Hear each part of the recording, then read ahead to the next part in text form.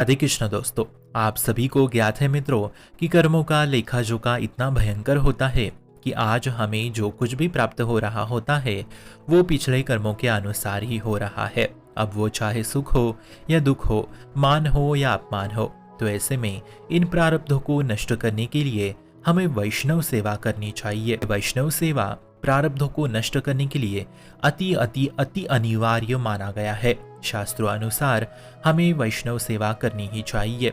पुराणों अनुसार चारों संप्रदाय में से किसी भी संप्रदाय के वैष्णव जिन्होंने संस्कार दीक्षा धारण की है, ऐसे वैष्णवों की सेवा से हमारे प्रारब्धों से हम धीरे धीरे छूटते जाते हैं। तो वैष्णव सेवा का तात्पर्य है वैष्णवों के आज्ञा का पालन करना। अब जानते हैं कि ये वैष्णव सेवा कैसी करनी है। सेवा का मतलब उन्हें दक्षिणा देना या अन्नदान करना नहीं है मित्रों।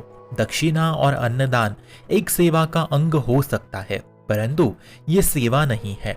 संपूर्ण वैष्णव सेवा उनके आज्ञा का पालन करना ही होता है।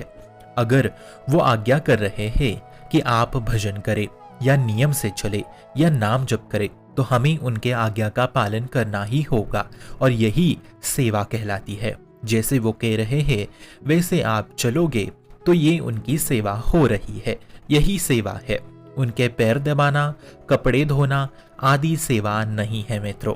अगर आप वैष्णवों से हजारों कोस दूर रहते हो और उनकी बताई हुई चीजों को करते हो तो आपको निश्चित ही उनका आशीर्वाद प्राप्त होता है। शरीर की सेवा सेवा नहीं है, उनकी आज्ञा का पालन करना सेवा है। शरीर सेवा करना अच्छी बात है, पर इसी से आपके प्रारब्ध नष्ट होंगे इसकी कोई गारंटी नहीं है। उनकी वो आज्ञा जिससे हमें भक्ति में आगे बढ़ोतरी होगी, उस आज्ञा का पालन करना है। उसमें किंचन मात्र भी गिरने की संभावना नहीं है। इससे आपका काम हो ही जाएगा। काम हो ही जाएगा मतलब प्रारब्ध नष्ट हो ही जाएंगे। श्री जी का नाम जप करना, उनके लीलाओं का गायन करना, श्री जी के चरणों में सेवा में रहना, उनके निरंतर चिंतन करना, यही वैष्णव की आज्ञा होती है। वैष्णव जन सोई जब विषय छुड़ावे। वैष्णवों का संग माया से दूर होकर भक्ति में आगे बढ़ने के लिए होता है। सेवा का केवल तात्पर्य है उनके आज्ञा का पालन ही करना। अब उनके शरीर सेवा के लिए कोई ना कोई उनका भरण पोषण करवा ही देगा। ठाकुर जी समस्त संसार के पालनहार है मित्रों। वो संसार के पशु पक्षी का भरण पोषण करते हैं। आप एक बार संसार में नजर घुमा के देखिए, कितने सुंदर सुंदर पशु पक्षी होते हैं।